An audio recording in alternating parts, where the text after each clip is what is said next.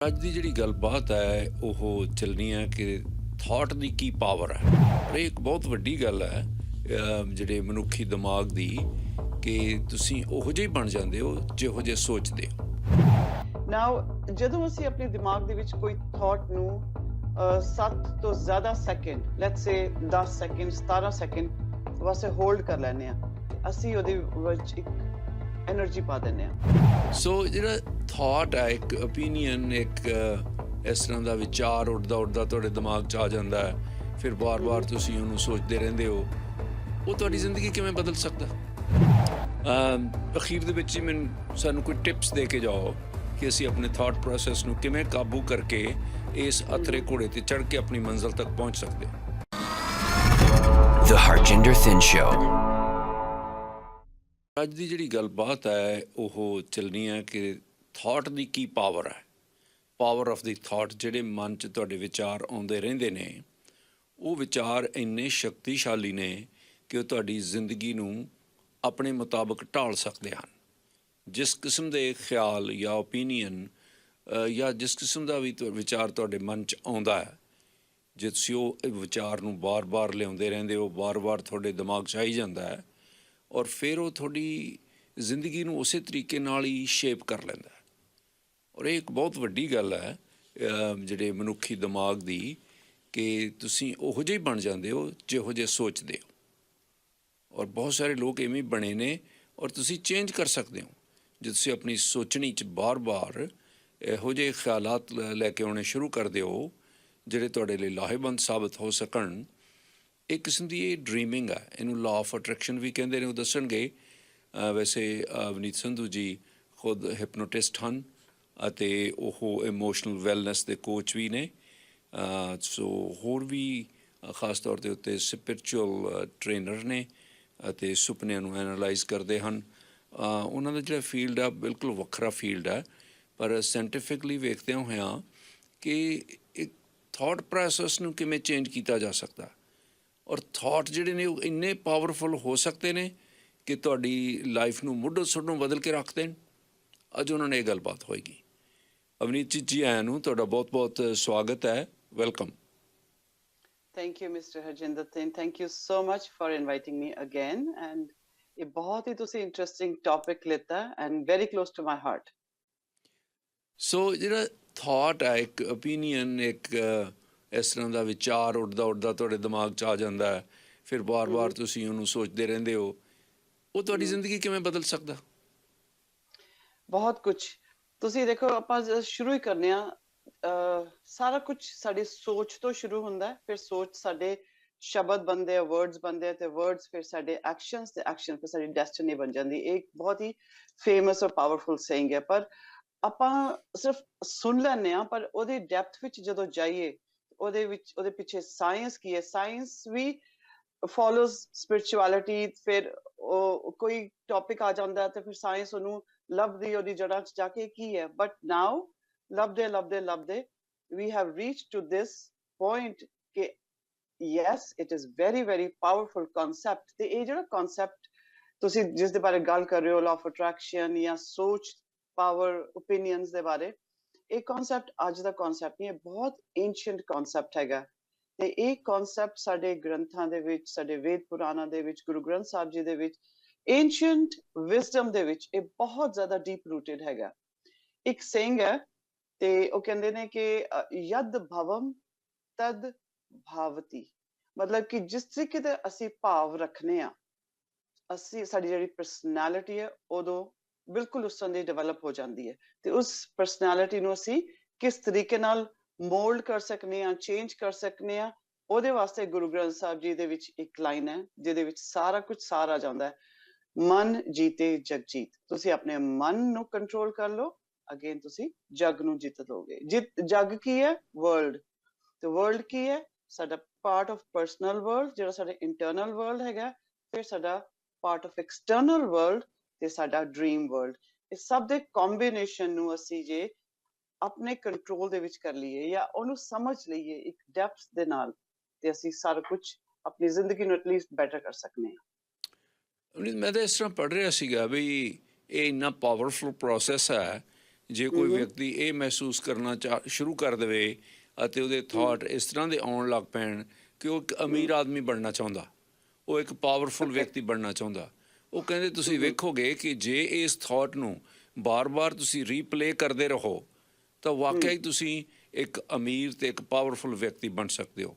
ਪਰ ਜੇ ਤੁਸੀਂ ਉਸੇ ਹੀ ਥਾਟ ਨੂੰ ਔਰ ਉਸੇ ਹੀ ਸੋਚ ਨੂੰ ਬਾਰ-ਬਾਰ ਇਸ ਤਰ੍ਹਾਂ ਰੀਪਲੇ ਕਰਦੇ ਰਹਿੰਦੇ ਹੋ ਕਿ ਤੁਸੀਂ ਇੱਕ ਧਾਰਮਿਕ ਲੀਡਰ ਬਣਨਾ ਚਾਹੁੰਦੇ ਹੋ, ਤੁਸੀਂ ਧਾਰਮਿਕ ਲੀਡਰ ਬਣ ਜਾਓਗੇ। ਔਰ ਮੈਂ ਹੈਰਾਨ ਹਾਂ ਕਿ ਫਿਰ ਤਾਂ ਲੋਕ ਜੋ ਕੁਝ ਵੀ ਬਣਨਾ ਚਾਹੁੰਦੇ ਨੇ ਉਹ ਸੋਚੀ ਜਾਣਗੇ, ਉਹੀ ਬਣ ਜਾਇਆ ਕਰਨਗੇ। It's not as simple to a certain extent, ਇਹ ਗੱਲ ਠੀਕ ਹੈ, ਬਟ ਇੰਨਾ ਸਿੰਪਲ ਵੀ ਨਹੀਂ ਹੈਗਾ। ਤੇ ਫਿਰ ਤੇ ਸਾਰੇ ਜਣੇ ਅਗਰ ਇਹ ਕਨਸੈਪਟ ਏਦਾਂ ਦਾ ਹੁੰਦਾ, ਬੰਦਾ ਘਰ ਬੈਠ ਕੇ ਆਪਣੇ ਬੈੱਡ ਤੇ ਸੋਚੀ ਜਾਏ ਆਪਾਂ ਬਣ ਜਾਂਦੇ ਹਾਂ, ਇਸ ਤਰ੍ਹਾਂ ਨਹੀਂ ਹੁੰਦਾ। ਸੋ ਇੱਕ ਥਾਟ ਲਿਆਉਣੀ ਪੈਂਦੀ ਹੈ, ਉਹਨੂੰ ਫਿਰ ਇੱਕ ਡ੍ਰੀਮ ਬਣਾਉਣਾ ਪੈਂਦਾ, ਉਹਦੇ ਵਾਸਤੇ ਇੱਕ ਇੰਸਪਾਇਰਡ ਇਮੈਜੀਨੇਸ਼ਨ, ਤੇ ਉਸ ਤੋਂ ਬਾਅਦ ਇੱਕ ਇੰਸਪਾਇਰਡ ਐਂਡ ਮੋਟੀਵੇਟਡ ਉਹਦੇ ਪਿੱਛੇ ਇੱਕ ਐਕਸ਼ਨ ਵੀ ਕਰਨਾ ਪੈਂਦਾ। ਤੇ ਇਹ ਸਾਰਾ ਕੰਬੀਨੇਸ਼ਨ ਕਰਕੇ ਫਿਰ ਤੁਸੀਂ ਕਿਤੇ ਨਾ ਕਿਤੇ ਪਹੁੰਚ ਸਕਦੇ ਹੋ। ਬਟ ਇਹ ਜ਼ਰੂਰ ਗੱਲ ਹੈਗੀ ਹੈ ਕਿ ਸੋਚ ਤੋਂ ਸ਼ੁਰੂ ਹੁੰਦਾ। ਸੋ ਪਹਿਲੇ ਤੁਹਾਨੂੰ ਇਮੇਜਿਨ ਕਰਨਾ, ਤਾਂ ਹੀ ਕਹਿੰਦੇ I think ਆਇਨਸਟਾਈਨ ਨੇ ਗੱਲ ਕੀਤੀ ਸੀ ਕਿ imagination is everything, starts with imagination। ਤੇ ਜਦੋਂ ਅਸੀਂ ਇਮੇਜਿਨ ਕਰਾਂਗੇ ਕੋਈ ਵੀ ਚੀਜ਼, ਜੇ ਅਸੀਂ ਪੋਜ਼ਿਟਿਵ ਇਮੇਜਿਨ ਕਰਾਂਗੇ, ਜਾਂ ਅਸੀਂ ਅਮੀਰ ਬਣਨਾ ਉਹ ਇਮੇਜਿਨ ਕਰਾਂਗੇ, ਜਾਂ ਅਸੀਂ ਕੋਈ ਧਾਰਮਿਕ ਰਿਲੀਜੀਅਸ ਲੀਡਰ ਬਣਨਾ ਉਹ ਇਮੇਜਿਨ ਕਰਾਂਗੇ, whatever we imagine ਅਸੀਂ ਉਹ ਬਣ ਜਾਂਦੇ, ਕੋਈ ਐਥਲੀਟ ਬਣਨਾ ਚਾਹੁੰਦੇ ਹਾਂ, ਬਟ ਉਸ ਇਮੇਜਿਨੇਸ਼ਨ ਦੇ ਪਿੱਛੇ ਐਕਸ਼ਨ ਵੀ ਹੋਣਾ ਚਾਹੀਦਾ। ਹੁਣ ਗੱਲ ਇਹ ਆਉਂਦੀ ਹੈ ਕਿ ਉਹ ਇਮੇਜਿਨੇਸ਼ਨ ਇੰਨੀ ਪਾਵਰਫੁਲ ਕਿਸ ਤਰੀਕੇ ਨਾਲ ਬਣ ਸਕਦੀ ਹੈ। ਬਟ ਸਭ ਤੋਂ ਪਹਿਲੇ ਮੈਂ ਇਹ ਵੀ ਜ਼ਰੂਰ ਕਵਾਂਗੀ ਕਿ ਜੇ ਅਸੀਂ ਕੁਝ ਇਮੇਜਿਨ ਕਰਨਾ ਹੀ ਹੈ, ਅਸੀਂ ਕਦੀ ਪੋਜ਼ਿਟਿਵ ਵੀ ਇਮੇਜਿਨ ਕਰਨੇ ਆ ਤੇ ਕਦੀ ਨੈਗੇਟਿਵ ਵੀ ਇਮੇਜਿਨ ਕਰਨੇ ਆ। ਪਰ ਮੋਸਟ ਆਫ ਦ ਟਾਈਮ ਜਿਹੜਾ ਸਾਡਾ ਮਾਈਂਡ ਐਂਡ ਬੋਡੀ ਡਿਜ਼ਾਈਨਡ ਹੈ, it is designed for survival. ਉਹ ਅਸੀਂ ਸਰਵਾਈਵਲ ਵਾਸਤੇ ਸਾਨੂੰ ਨੈਗੇਟਿਵ ਸਿਨੈਰੀਓਜ਼ ਆਪਣੇ ਦਿਮਾਗ ਦੇ ਵਿੱਚ ਜ਼ਿਆਦਾ ਲਿਆਉਣੇ ਪੈਂਦੇ। ਉਹ ਡਿਜ਼ਾਈਨਡ ਹੈ ਬੋਡੀ, ਇਸ ਕਰਕੇ ਉਹ ਬਾਈ ਡਿਫਾਲਟ ਹੀ ਅਸੀਂ ਨੈਗੇਟਿਵ ਵੱਲ ਚਲੇ ਜਾਂਦੇ ਹਾਂ, ਕਿਉਂਕਿ ਵੀ ਵਾਂਟ ਟੂ ਸਰਵਾਈਵ। ਪਰ ਇਸ ਪੈਟਰਨ ਨੂੰ ਤੋੜਨਾ ਪੈਂਦਾ, ਕੌਨਸ਼ੀਅਸਲੀ ਤੋੜਨਾ ਪੈਂਦਾ, ਕਿਉਂਕਿ ਜਿਸ ਚੀਜ਼ ਦੇ ਵਿੱਚ ਅਸੀਂ ਫੋਕਸ ਪਾਵਾਂਗੇ that thing grows। I will explain that ਅੱਗੇ ਜਾ ਕੇ। ਪਰ ਜਦੋਂ ਅਸੀਂ ਕੋਈ ਚੀਜ਼ ਬਣਨਾ ਚਾਹ ਰਹੇ ਹਾਂ, ਲੈਟਸ ਸੇ ਅਸੀਂ ਅਮੀਰ ਬਣਨਾ ਚਾਹ ਰਹੇ ਹਾਂ, I want ਕਿ ਮੇਰੇ ਬੈਂਕ ਦੇ ਵਿੱਚ ਬਹੁਤ ਸਾਰੇ ਪੈਸੇ ਆ ਜਾਣ, ਕਿਉਂਕਿ 99% ਲੋਕਾਂ ਦੀ ਇਹ ਪ੍ਰੋਬਲਮ ਚੱਲ ਰਹੀ ਹੈ ਅੱਜ ਕੱਲ੍ਹ। ਤੇ ਉਹ ਪੈਸੇ ਕਿਸ ਤਰ੍ਹਾਂ ਆਉਣਗੇ? ਪਹਿਲੇ ਅਸੀਂ ਉਹਦੇ ਵਾਸਤੇ ਇੱਕ ਥਾਟ ਲਿਆਵਾਂਗੇ, ਉਸ ਤੋਂ ਬਾਅਦ ਇੱਕ ਪਲਾਨ ਹੋਵੇਗਾ, ਉਸ ਤੋਂ ਬਾਅਦ ਇੱਕ ਐਕਸ਼ਨ ਹੋਵੇਗਾ। ਨਾਓ ਜਦੋਂ ਅਸੀਂ ਆਪਣੇ ਦਿਮਾਗ ਦੇ ਵਿੱਚ ਕੋਈ ਥਾਟ ਨੂੰ 7 ਤੋਂ ਜ਼ਿਆਦਾ second, let's say 10 second 17 second ਵਾਸਤੇ ਹੋਲਡ ਕਰ ਲੈਂਦੇ ਹਾਂ, ਤੇ ਅਸੀਂ ਉਹਦੇ ਵਿੱਚ ਇੱਕ એનર્ਜੀ ਪਾ ਦਿੰਦੇ ਹਾਂ।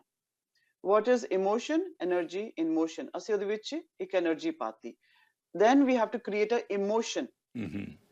ਇਮੋਸ਼ਨ ਦਾ ਮਤਲਬ ਕਿ ਜੇ ਮੈਂ ਅਮੀਰ ਹੋ ਗਈ ਜਾਂ ਅਮੀਰ ਹੋ ਗਿਆ, ਮੈਨੂੰ ਕਿਹਦਾ ਮਹਿਸੂਸ ਹੋਏਗਾ, ਕਿਸ ਤਰ੍ਹਾਂ ਦਾ ਮੈਂ ਮਹਿਸੂਸ ਕਰਾਂਗੀ? will I be happy, ਜਾਂ ਫਿਰ ਮੈਂ ਐਕਸਾਈਟਿਡ ਹੋਵਾਂਗੀ, ਜਾਂ ਮੈਂ ਇਹ ਕਰਾਂਗੀ। ਇੱਕ ਬਹੁਤ ਕ੍ਰਿਸਟਲ ਕਲੀਅਰ ਸਾਨੂੰ ਪਿਕਚਰ ਬਣਾਉਣੀ ਪੈਂਦੀ ਹੈ, ਤੇ ਉਹਦੇ ਪਿੱਛੇ ਮੈਨੂੰ ਫੀਲਿੰਗ ਕੀ ਹੋਏਗੀ, ਉਸ ਫੀਲਿੰਗ ਦੇ ਨਾਲ ਸਾਨੂੰ ਫਿਰ ਜਾਣਾ ਪੈਂਦਾ ਹੈ। ਸੋ ਜਿਹੜਾ ਲਾਅ ਆਫ ਅਟਰੈਕਸ਼ਨ ਹੈ, yes it starts with mind, brain ਦੇ ਨਾਲ ਸ਼ੁਰੂ ਹੁੰਦਾ, ਪਰ ਉਹਨੂੰ ਅਸੀਂ ਸਬਕੌਂਸ਼ੀਅਸ ਲੈਵਲ ਤੇ ਲੈ ਕੇ ਜਾਣਾ ਪੈਂਦਾ ਹੈ, ਜਿਹਦੇ ਵਿੱਚ ਸਾਨੂੰ ਇੱਕ ਫੀਲਿੰਗ ਮਹਿਸੂਸ ਹੋਏ। ਤੇ ਜਦੋਂ ਅਸੀਂ ਉਸ ਫੀਲਿੰਗ ਦੇ ਵਿੱਚ ਆ ਜਾਂਦੇ ਹਾਂ, ਉਹ ਸਾਡੀ ਇੱਕ ਰਿਐਲਿਟੀ ਬਣ ਜਾਂਦੀ ਹੈ। ਅੱਛਾ ਜੀ, ਇਹ ਵੀ ਤੁਹਾਨੂੰ ਦੱਸੋ ਵੀ ਜਿਹੜੀ ਥਾਟ ਪ੍ਰੋਸੈਸ ਆ, ਇਹ ਮੈਨੀਫੈਸਟੇਸ਼ਨ ਜਿਹੜੀ ਆ ਉਹ ਇਹਦੇ ਨਾਲੋਂ ਕਿਵੇਂ ਵੱਖਰੀ ਆ?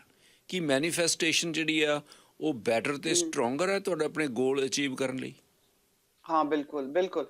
ਅਗੇਨ ਜਿਸ ਤਰ੍ਹਾਂ ਮੈਂ ਤੁਹਾਨੂੰ ਕਹਾਂਗੀ ਕਿ ਜਿਹੜੀ ਥਾਟ ਪ੍ਰੋਸੈਸ ਹੈ, ਅਸੀਂ ਸੋਚਿਆ ਕਿ ਯਸ ਮੈਂ ਅਮੀਰ ਹੋਣਾ ਚਾਹ ਰਹੀ ਹਾਂ, ਬਟ ਉਸ ਅਮੀਰ ਹੋਣ ਦੇ ਪਿੱਛੇ ਫੀਲਿੰਗ ਲਿਆਓਗੇ ਜਦੋਂ, ਉਹ ਫਿਰ when what we want is what we have to become first।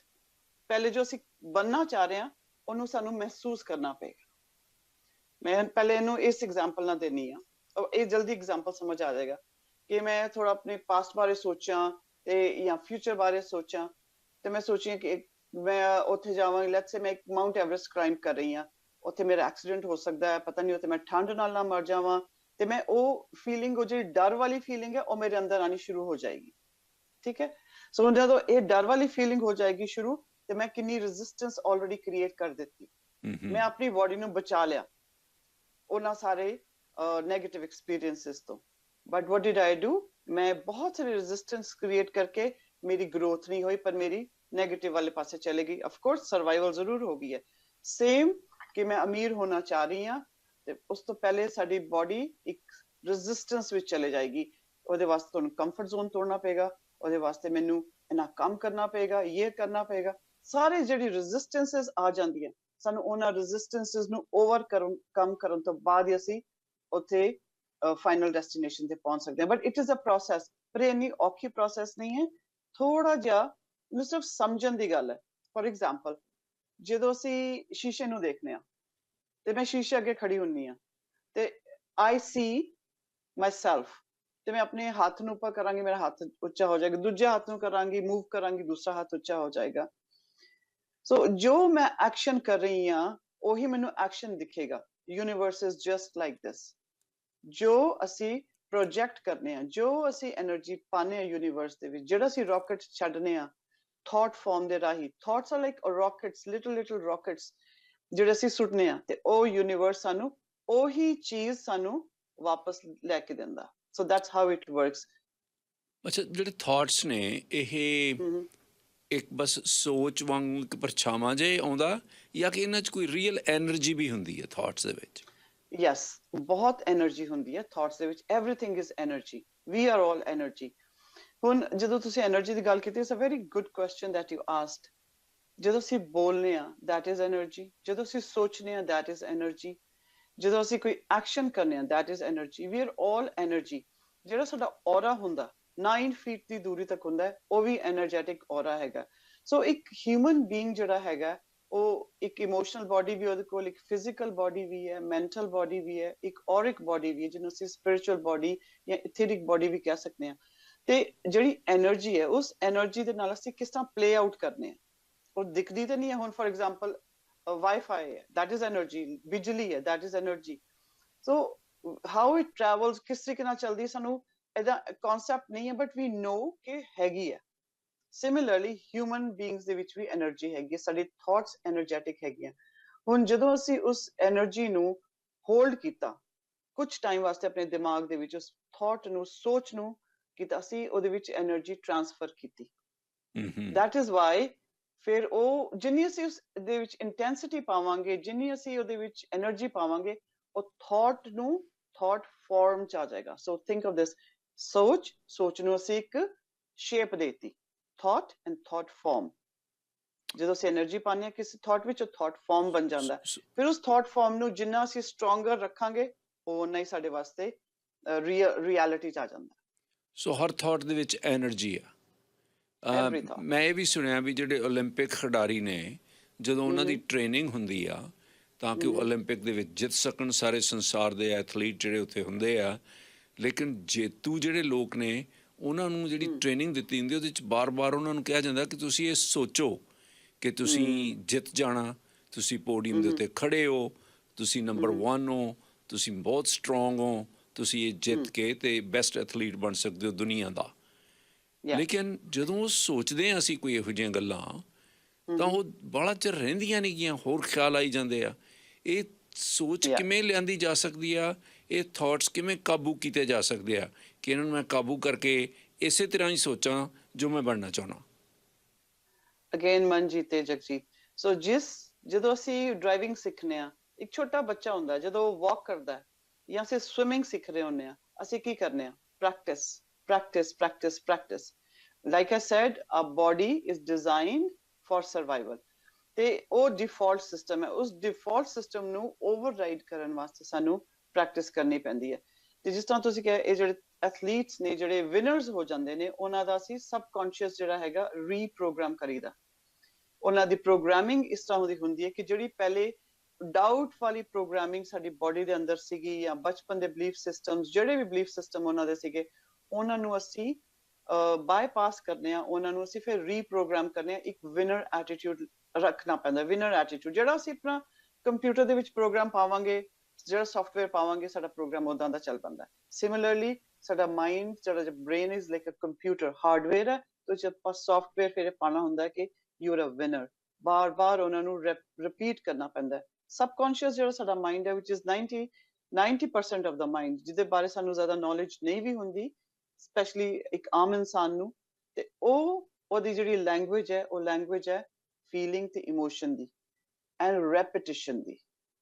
ਤੇ ਜਦੋਂ ਜਿੰਨਾ ਵਾਰੀ ਅਸੀਂ ਚੀਜ਼ ਨੂੰ ਰਿਪੀਟ ਕਰਾਂਗੇ, ਫਿਰ ਉਹ ਸਬਕੌਂਸ਼ੀਅਸਲੀ ਬਣ ਜਾਂਦਾ। ਫॉर ਐਗਜ਼ਾਮਪਲ, ਜੇ ਅਸੀਂ point A to point B drive ਕਰ ਰਹੇ, ਹੁਣ ਤੁਸੀਂ ਲੈਟਸ ਸੇ ਤੁਸੀਂ ਆਪਣੇ ਆਫਿਸ ਆਏ, ਜਦੋਂ ਤੁਸੀਂ ਆਪਣੇ ਘਰੋਂ ਆਪਣੀ ਗੱਡੀ 'ਚ ਬੈਠਦੇ ਹੋ, ਤੁਸੀਂ ਡਰਾਈਵ ਕਰਕੇ ਇੱਥੇ ਪਹੁੰਚਦੇ ਹੋ, ਮੋਸਟ ਆਫ ਦਾ ਟਾਈਮ ਤੁਸੀਂ ਹੋਰ ਕੁਝ ਸੋਚ ਰਹੇ ਹੁੰਦੇ, ਤੁਸੀਂ ਇਹ ਨਹੀਂ ਸੋਚ ਰਹੇ ਹੁੰਦੇ ਕਿ ਮੈਂ ਕਿਹੜਾ ਰਸਤਾ ਲੈਣਾ, ਮੈਂ ਕਿਹੜਾ ਮੋੜ ਕੱਟਣਾ ਹੈ, ਇਹ ਰੈਡ ਲਾਈਟ ਆਉਂਦੀ ਹੈ, you stop. that is programmed. You've been programmed because of repetition to go from point A to point B, from home to office. So repetition is the key. Avneet ਜੀ, ਜਿਹੜੀ ਥਾਟਸ ਨੇ, ਕਈ ਲੋਕਾਂ ਨੂੰ ਕਿਸੇ ਖਾਸ ਕਿਸਮ ਦੇ ਥਾਟਸ ਆਉਂਦੇ ਨੇ, ਪਰ ਤੁਸੀਂ ਐਫਰਟ ਕਰਕੇ ਡਿਲਿਬਰੇਟਲੀ ਉਹ ਚੇਂਜ ਕਰ ਸਕਦੇ ਹੋ ਉਹਨਾਂ ਨੂੰ? ਬਿਲਕੁਲ ਚੇਂਜ ਕਰ सकते हैं। पहले आइडेंटिफाई करना पैंदा है। कहते हैं तो सोच की शुरुआत से पहले ही सोच को पकड़ लो कि सोच जा किथे रही है। सोचन तो ਆਪਾਂ बैठे हैं, फॉर एग्जांपल मैं बैठी हाँ, ते मेरा दिमाग किते ना किते जाएगा, भजेगा, ते मैं जे सोच दी शुरुआत च ही ਉਹਨੂੰ कैच कर ਲਾਂ कि यस मैं सोच रही ਹਾਂ ਕੁਝ। ਪਹਿਲੇ ਆइडेंटिफाई करो। ਅਸੀਂ ਇਹਨੇ ਐਨਮੈਸ਼ ਹੋ ਜਾਂਦੇ ਆਪਣੀ ਇਮੋਸ਼ਨਸ ਦੇ ਵਿੱਚ ਤੇ ਸੋਚਾਂ ਦੇ ਵਿੱਚ।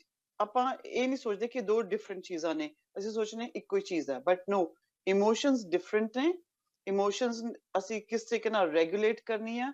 ਜੇ ਨਹੀਂ ਰੈਗੂਲੇਟ ਕਰਾਂਗੇ, ਫਿਰ ਅਸੀਂ ਇੱਕ ਰਿਐਕਸ਼ਨ ਵਾਲੀ ਜ਼ਿੰਦਗੀ 'ਚ ਜੀ ਰਹੇ ਹਾਂ, ਜਿਹੜਾ ਕਿ ਕੁਝ ਵੀ ਹੋਇਆ, ਘਰ 'ਚ, ਬਾਹਰ, ਆਫਿਸ, ਇੱਥੇ, ਸੜਕ ਤੇ, ਐਨੀਵੇਅਰ, ਤੇ we are always reacting to life. ਸਾਨੂੰ ਲਾਈਫ ਨੂੰ ਰਿਐਕਟ ਨਹੀਂ ਕਰਨਾ, we have to create life. ਤੇ ਜਦੋਂ ਅਸੀਂ ਕ੍ਰੀਏਸ਼ਨ ਮੋਡ ਵਿੱਚ ਆਉਂਦੇ ਹਾਂ, ਉਹਦੇ ਵਾਸਤੇ ਸਾਨੂੰ ਇੱਕ ਮਾਈਂਡ ਸੈਟ ਵਿੱਚ ਆਉਣਾ ਪੈਂਦਾ, ਜਿਹੜਾ ਕਿ ਜਿਹਦੇ 'ਚ ਸਾਡੀ ਜਿਹੜੀ ਬ੍ਰੇਨ ਵੇਵਸ ਹੁੰਦੀਆਂ ਉਹ ਕਾਮ ਰਹਿਣ। ਜਿੰਨਾ ਇੱਕ ਅਲਫਾ ਸਟੇਟ ਦੇ ਵਿੱਚ ਸਾਡਾ ਮਾਈਂਡ ਰਹੇਗਾ, ਉਹਨਾਂ ਕਾਮ ਰਹੇਗਾ, ਤੇ ਉਹਨੇ ਅਸੀਂ ਕ੍ਰੀਏਟਿਵ ਮਾਈਂਡ ਸੈਟ 'ਚ ਹੋਵਾਂਗੇ। ਤੇ ਜਦੋਂ ਅਸੀਂ ਕ੍ਰੀਏਟਿਵ ਮਾਈਂਡ ਸੈਟ ਵਿੱਚ ਆ, ਤੇ ਅਸੀਂ ਆਪਣੀ ਮੰਜ਼ਿਲ ਦੇ ਵਿੱਚ ਡਿਜ਼ਾਇਰਡ ਗੋਲਸ ਵੱਲ ਆਰਾਮ ਦੇ ਨਾਲ ਪਹੁੰਚ ਸਕਦੇ ਹਾਂ। ਬਟ ਇਹ ਸਾਰੇ ਪ੍ਰੋਸੈਸਸ ਹੁੰਦੇ ਨੇ। ਮੈਂ ਕਹਿੰਦੀ ਹਾਂ, ਕਿਤੋਂ ਸ਼ੁਰੂ ਕਰੋ, ਟੇਕ ਦ ਫਰਸਟ ਸਟੈਪ। ਜਿਹੜਾ ਵੀ ਤੁਸੀਂ ਫਰਸਟ ਸਟੈਪ ਲਿੱਤਾ, that will lead you to the second step. So it's important ਕਿ ਅਸੀਂ ਪਹਿਲੇ ਆਈਡੈਂਟੀਫਾਈ ਕਰੀਏ ਕਿ ਯਾਰ ਮੈਂ ਸੋਚਦੀ ਵੀ ਹਾਂ, ਮੈਂ ਸੋਚਾਂ ਵੀ ਹੈਗੀਆਂ, ਮੇਰੀ ਇਮੋਸ਼ਨਸ ਵੀ ਹੈਗੀਆਂ, ਤੇ ਮੈਂ ਜ਼ਰੂਰ ਹਰ ਇੱਕ ਚੀਜ਼ ਤੇ ਰਿਐਕਟ ਕਰਨਾ ਜ਼ਰੂਰੀ ਹੈ। ਫॉर ਐਗਜ਼ਾਮਪਲ, ਜੇ ਅਸੀਂ ਜਿਸ ਤਰ੍ਹਾਂ ਤੁਸੀਂ ਕਿਹਾ ਕਿ ਕਿੰਨੀ ਇੰਪੋਰਟੈਂਟ ਹੈਗੀ ਹੈ ਸੋਚ। ਸੋਚ ਇੰਨੀ ਇੰਪੋਰਟੈਂਟ ਹੈ ਕਿ ਜਿਸ ਚੀਜ਼ ਦੇ ਉੱਪਰ ਅਸੀਂ ਫੋਕਸ ਕਰਾਂਗੇ, ਉਹ ਗਰੋ ਕਰੇਗੀ। I'm going to give you a very simple example, ਜਿਹੜਾ ਕਿ ਮੈਂ ਹਮੇਸ਼ਾ ਆਪਣੇ ਕਲਾਇੰਟਸ ਨੂੰ ਵੀ ਦਿੰਦੀ ਹਾਂ, ਕਿ ਲੈਟਸ ਸੇ 3-4 ਅਸੀਂ ਗਮਲੇ ਲਿੱਤੇ, ਅਸੀਂ ਲੈ ਕੇ ਆਏ ਹਾਂ, ਤੇ ਉਹਦੇ 'ਚ ਅਸੀਂ ਛੋਟੇ ਛੋਟੇ ਬੀਜ ਲਗਾਤੇ। ਉਹਨਾਂ ਨੂੰ ਅਸੀਂ ਰੋਜ਼ ਪਾਣੀ ਪਾ ਰਹੇ ਹਾਂ, ਤੇ ਥੋੜੇ ਥੋੜੇ ਪੌਦੇ ਬਣਨੇ ਸ਼ੁਰੂ ਹੋ ਗਏ। ਇੱਕ ਦੇ ਵਿੱਚ ਪੌਦਾ ਥੋੜਾ ਜ਼ਿਆਦਾ ਵੱਧ ਰਿਹਾ ਸੀਗਾ, ਤੇ ਫॉर ਸਮ ਰੀਜ਼ਨ ਅਸੀਂ ਉਸ ਪੌਦੇ ਵਿੱਚ ਅਸੀਂ ਖਾਦ ਵੀ ਪਾਤੀ, ਪਾਣੀ ਵੀ ਪਾਤਾ, ਤੇ ਜਿਹੜੇ ਬਾਕੀ 3 ਸੀਗੇ ਉਹਨਾਂ ਨੂੰ ਅਸੀਂ ਇਗਨੋਰ ਕਰਤਾ ਜਾਂ ਭੁੱਲ ਗਏ ਪਾਣਾ, ਪਾਣੀ ਵਗੈਰਾ, ਸਨਲਾਈਟ ਵਗੈਰਾ ਉਹਨੂੰ ਦੇਣਾ ਭੁੱਲ ਗਏ, ਤੇ ਅਸੀਂ ਇੱਕ ਦੇ ਉੱਪਰ ਹੀ ਫੋਕਸ ਕਰੀ ਜਾ ਰਹੇ ਸੀਗੇ। ਤੇ ਗੈਸ ਵਾਟ, ਜਿਹਦੇ ਉੱਪਰ ਅਸੀਂ ਫੋਕਸ ਕਰ ਰਹੇ ਹਾਂ, ਪਾਣੀ, ਸਨਲਾਈਟ, ਫਰਟੀਲਾਈਜ਼ਰ ਪਾ ਰਹੇ, ਉਹ ਤੇ ਪੂਰਾ ਪੌਦਾ ਬਣ ਗਿਆ ਵੱਡਾ, ਤੇ ਬਾਕੀ ਸਾਰੇ 3 ਮਰ ਗਏ। ਜਿਸ ਚੀਜ਼ ਦੇ ਉੱਪਰ ਅਸੀਂ ਫੋਕਸ ਕੀਤਾ, ਜਿਸ ਚੀਜ਼ ਦੇ ਉੱਪਰ ਅਸੀਂ ਆਪਣੀ એનર્ਜੀ ਲਗਾਈ, ਉਹੀ ਚੀਜ਼ ਵੱਧਦੀ ਹੈ। ਤੇ ਹੁਣ ਉਹ ਪੌਦਾ, ਚਾਹੇ ਕੈਕਟਸ ਹੈ, ਚਾਹੇ ਫਲਾਵਰਸ ਨੇ, so whatever, even if it's negative thoughts, ਜੇ ਅਸੀਂ ਉਸਦੇ ਉੱਪਰ ਅਸੀਂ ਫੋਕਸ ਪਾ ਰਹੇ ਹਾਂ, ਉਹਦੇ ਉੱਪਰ ਅਸੀਂ એનર્ਜੀ ਲਗਾ ਰਹੇ ਹਾਂ, ਉਹ ਵੱਧ ਜਾਏਗੀ, ਤੇ ਜਿਹੜਾ ਪੋਜ਼ਿਟਿਵ ਹੈ ਉਹ ਫਿਰ ਸਾਰਾ ਵਿਦਰ ਅਵੇ ਹੋ ਜਾਏਗਾ। ਇਸੇ ਕਰਕੇ ਇਟਸ ਵੈਰੀ ਇੰਪੋਰਟੈਂਟ ਕਿ ਅਸੀਂ ਸੋਚ ਕੀ ਰਹੇ ਹਾਂ, ਤੇ ਕਿੰਨਾ ਸੋਚ ਰਹੇ ਹਾਂ, ਕਿਉਂ ਸੋਚ ਰਹੇ ਹਾਂ। ਤੇ ਅਗਰ ਅਸੀਂ ਇੰਨਾ ਕੁਝ ਕਰ ਸਕਦੇ ਹਾਂ 3 ਪ੍ਰੋਸੈਸਸ, ਤੇ ਚੌਥੀ ਵੀ ਕਰ ਸਕਦੇ ਹਾਂ, ਅਸੀਂ ਉਸ ਸੋਚ ਨੂੰ ਰੋਕ ਵੀ ਸਕਦੇ ਹਾਂ at our will. ਅਖੀਰ ਦੇ ਵਿੱਚ ਹੀ ਸਾਨੂੰ ਕੋਈ ਟਿਪਸ ਦੇ ਕੇ ਜਾਓ ਕਿ ਅਸੀਂ ਆਪਣੇ ਥਾਟ ਪ੍ਰੋਸੈਸ ਨੂੰ ਕਿਵੇਂ ਕਾਬੂ ਕਰਕੇ ਇਸ ਅਥਰੇ ਘੋੜੇ ਤੇ ਚੜ੍ਹ ਕੇ ਆਪਣੀ ਮੰਜ਼ਿਲ ਤੱਕ ਪਹੁੰਚ ਸਕਦੇ ਹਾਂ। Okay, practice number 1. Number 2, एक crystal clear visualization process होनी चाहिए कि अगर मैं अमीर बनना है, ਤੇ ਮੈਂ ਕਿਸ ਤਰੀਕੇ ਦਾ ਅਮੀਰ ਬਣਨਾ, ਮੈਂ ਕਿਸ ਤਰੀਕੇ ਦਾ ਮੇਰਾ ਜਿਹੜਾ ਰਸਤਾ ਹੋਏਗਾ, how am I going to go towards my goal. ਤੇ ਸਿਰਫ ਗੋਲ ਦੇ ਉੱਪਰ ਫੋਕਸ ਕਰਨ ਨਾਲ ਨਹੀਂ ਹੋਣਾ, ਉਸ ਗੋਲ ਤੱਕ ਪਹੁੰਚਣਾ ਕਿਸ ਤਰ੍ਹਾਂ, ਇੱਕ ਪਲਾਨ ਹੋਣਾ ਚਾਹੀਦਾ। ਉਹਦੇ ਵਾਸਤੇ ਬਿਲਕੁਲ ਕ੍ਰਿਸਟਲ ਕਲੀਅਰ ਪਿਕਚਰ ਹੋਣੀ ਚਾਹੀਦੀ ਹੈ, ਤੇ ਜਿਹੜੀ ਅਸੀਂ ਆਪਣੇ ਮਾਈਂਡ ਦੇ ਵਿੱਚ ਬਾਰ-ਬਾਰ ਸਵੇਰੇ ਸ਼ਾਮ ਨੂੰ ਐਟਲੀਸਟ 3 to 4 ਟਾਈਮਸ ਉਹਦੇ ਬਾਰੇ ਅਸੀਂ 60 ਤੋਂ ਜ਼ਿਆਦਾ ਸੈਕਿੰਡਸ ਉਹਨੂੰ ਦਵਾਂਗੇ। ਪਰ ਕਹਿੰਦੇ ਵੀ ਜਿਹੜੀ ਚੀਜ਼ ਤੁਸੀਂ ਜੋ ਕੁਝ ਬਣਨਾ ਚਾਹੁੰਦੇ ਹੋ, ਉਹਦੇ ਲਈ ਡੇ ਡਰੀਮਿੰਗ ਕਰੀ ਜਾਣੀ ਚਾਹੀਦੀ ਆ, ਦਿਨੇ ਵੀ ਰਾਤ ਵੀ ਸੋਚਦੇ ਰਹਿਣਾ ਚਾਹੀਦਾ। ਐਂਡ ਸਪੈਸ਼ਲੀ ਜਦੋਂ ਅਸੀਂ ਲੈਟਸ ਸੇ ਕੋਈ ਕਲੀਨਿੰਗ ਕਰ ਰਹੇ ਹਾਂ ਜਾਂ ਕੋਈ ਮੰਡੇਨ ਕੰਮ ਕਰ ਰਹੇ ਹਾਂ ਜਿਹਦੇ 'ਚ ਸਾਡਾ ਦਿਮਾਗ ਨਹੀਂ ਲੱਗ ਰਿਹਾ, ਉਦੋਂ ਤੁਸੀਂ ਉਸ ਚੀਜ਼ ਦੇ ਬਾਰੇ ਜ਼ਿਆਦਾ ਸੋਚੋ, ਉਹ ਆਪਣੇ ਆਪ ਹੀ ਪ੍ਰੋਗਰਾਮ ਹੋ ਜਾਂਦਾ ਸਾਡਾ ਮਾਈਂਡ ਉਸ ਤਰੀਕੇ ਨਾਲ। ਸੈਕਿੰਡ ਇਜ਼ ਸਰੈਂਡਰ, ਕਿ ਹਾਈ ਇਹ ਨਹੀਂ ਹੋਇਆ, ਕਿਉਂ ਨਹੀਂ ਹੋਇਆ, ਮੈਂ ਅਮੀਰ ਕਿਉਂ ਨਹੀਂ ਬਣੀ, ਮੈਂ ਮੇਰੇ ਕੋਲ ਉਹ ਚੀਜ਼ ਕਿਉਂ ਨਹੀਂ ਆਈ ਜਿਹੜਾ ਮੇਰਾ ਗੋਲ ਸੀ, why am I not getting to that goal. It's because we have to learn to surrender. Surrender ਦਾ ਮਤਲਬ ਇਹ ਨਹੀਂ ਹੈ ਕਿ ਅਸੀਂ ਹਥਿਆਰ ਪਾ ਕੇ ਬਹਿ ਗਏ ਥੱਲੇ, ਨੋ। ਇਟਸ ਲਾਈਕ ਜਦੋਂ ਅਸੀਂ ਬੀਜ ਪਾ ਦਿੱਤਾ ਮਿੱਟੀ ਦੇ ਵਿੱਚ, ਅਸੀਂ ਸਾਰੇ ਫਰਟੀਲਾਈਜ਼ਰ ਪਾਣੀ ਵਗੈਰਾ ਵੀ ਡੂਇੰਗ ਅ ਬਿਟ, ਅਸੀਂ ਆਪਣਾ ਕੰਮ ਕਰਤਾ, ਫੋਕਸ ਔਨ ਔਰ leave it to the bigger picture. Universe ਦੇ ਵਿੱਚ ਛੱਡ ਦੋ, there is something which is macro to us, ਸਾਡੇ ਤੋਂ ਵੀ ਵੱਡੀ ਕੋਈ ਚੀਜ਼ ਹੈਗੀ, ਕੋਈ ਇੰਟੈਲੀਜੈਂਸ ਪਾਵਰ ਹੈਗੀ ਹੈ। Leave it to that, surrender ਕਰ ਦੋ ਕਿ ਮੈਂ ਆਪਣਾ ਐਫਰਟ ਕਰਤਾ ਔਰ ਬਾਕੀ ਇਟ ਵਿਲ ਹੈਪਨ ਵੈਨ ਜਿਹੜੀ ਮੇਰੀ ਅਲਾਈਨਮੈਂਟ ਹੈ, ਜਿਹੜੀ ਮੇਰੀ mind body and sole the spirit the alignment ਹੈ, ਜਿਹੜੀ ਮੈਂ એનર્ਜੀ ਭੇਜੀ ਹੈ ਯੂਨੀਵਰਸ ਦੇ ਵਿੱਚ, ਉਹ ਜਦੋਂ ਉਹਦੇ ਨਾਲ ਕਨੈਕਟ ਹੋਏਗੀ, ਥਿੰਗਸ ਵਿਲ ਵਰਕ ਆਊਟ। ਬਹੁਤ ਬਹੁਤ ਮਿਹਰਬਾਨੀ ਜੀ। ਤੁਹਾਡਾ ਫੇਸਬੁੱਕ ਜਾਂ ਤੁਹਾਡਾ ਜਿਹੜਾ ਇੰਸਟਾਗ੍ਰਾਮ ਵਗੈਰਾ ਸਾਨੂੰ ਦੱਸ ਸਕਦੇ ਹੋ? ਜਾਂ ਮੈਂ ਫੇਸਬੁੱਕ ਇਜ਼ ਸ਼ੈਲੀ ਕੌਰ, ਤੇ ਉੱਥੇ ਮੈਂ ਕਾਫੀ ਵੀਡੀਓਜ਼ ਪੋਸਟ ਕਰਨੀ ਆ ਰਿਲੇਟਡ ਟੌਪਿਕਸ ਦੇ ਵਿੱਚ, all about emotional wellness. That's a big thing because ਸਾਡੇ culture ਦੇ ਵਿੱਚ ਕੋਈ ਬੋਲਦਾ ਹੀ ਨਹੀਂ emotional wellness ਤੇ, ਅਸੀਂ ਸੋਚਦੇ ਹਾਂ just kind of ignore it, but no, emotional wellness is the key for successful life. TikTok ਤੇ ਸ਼ੈਲ ਕੌਰ ਤੇ Instagram ਤੇ ਵੀ ਸ਼ੈਲੀ ਕੌਰ। ਥੈਂਕ ਯੂ ਜੀ, ਬਹੁਤ ਬਹੁਤ ਮਿਹਰਬਾਨੀ। Thank you, Mr. Thin. Pleasure talking to you. Okay, bye-bye.